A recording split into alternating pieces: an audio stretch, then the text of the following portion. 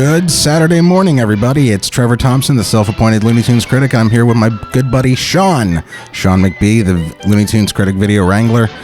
And this is a cartoon that you picked out, Sean, and this is Devil May Hare, the first appearance of the Tasmanian Devil. Yes. Is that why you picked it? Yes. Rod Scribner Rod Scribner is my favorite animator, and this was an interesting time with him because he kind of clashed with McKimson. But God, these backgrounds, they never repeated these backgrounds like this. They're very minimalist, and I've always loved them. I knew this cartoon because this was on a VHS that we had taped. It was called Looney Tunes Video Show number 1.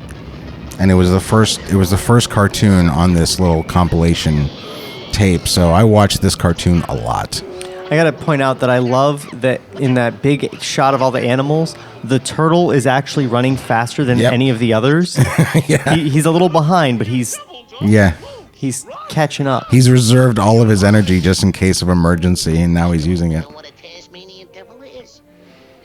Yeah, this is the first time he did this. This animation right here is repeated in a few of the subsequent Taz cartoons.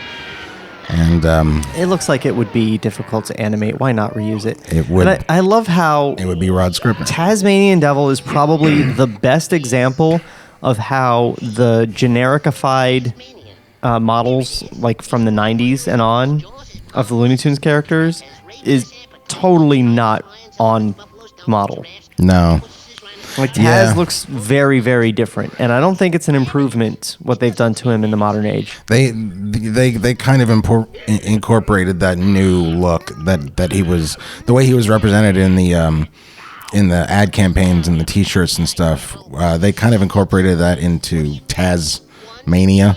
Yeah, the cartoon, the show, which is a shame because I really like that show. I feel that show's underrated. I never watched it. Really? No, it's pretty darn good. By the time that came out, I was suffering from Tasmanian Devil overload because he was everywhere in the 90s. Yeah, him and Marvin the Martian. Yeah, but I never got sick of Marvin the Martian because, he's just generally a better character. Well, yeah, I mean, you can't really compete, though, with those two because Taz is very one note. That was the joke stolen from Friz Freeling there. What? Oh, why for you bury me in the cold, cold ground? But yeah. Why did you pour ink on my head? Taz is extremely one note, which is actually why Tasmania is so funny because they play off of that. He's that character that you see in all the cartoons, and around him is this family of perfectly normal speaking Tasmanian devils that speak English and don't spin around and don't do it, and for no reason he's just like this. So it's like if Animal got his own show on the Muppets. Yes, and it's really funny. So this is all Rod Scribner, and I was asked recently why I like Scribner more than I like McKimson as an animator, and while it would take me a long time to explain it visually, I found a quote that kind of cinches the deal for me as to why.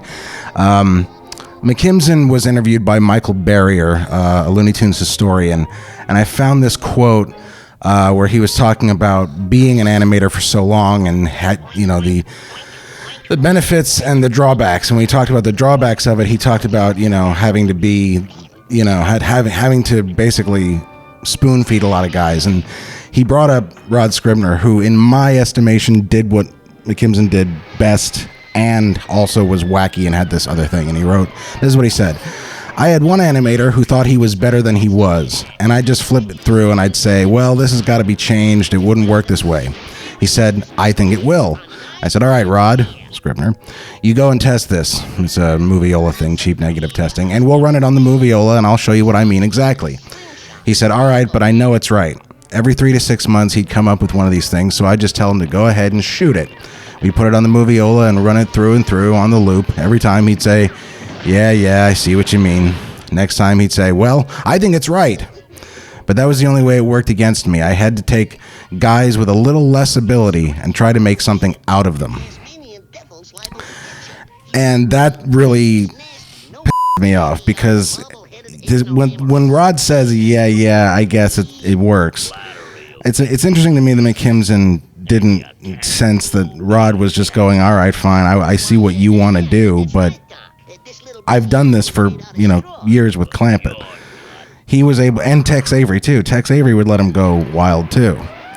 And McKimson didn't really like the wackiness, especially since around this time Frizz and Chuck kind of had bonded together and decided to make things.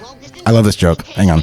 I went to Tasmania and Post-Dispatch. Oh, brother, what I got up my sleeve shouldn't happen. Hello? I love that he gets cut off by the... Anyway, I'm sorry to McKimson, I felt, was better served. He worked better as an animator. He felt that way too. He was not as good a director at all. No, and that's why, Frizz and Chuck, after Clampett left and after Tex left and everything, they decided to make the characters more character-driven, less loony, and they tried to rein that in. And Chuck and Frizz knew that they wouldn't have any problems with McKimson in that area. Yeah. He just wanted to direct pictures. But anyway, this is all...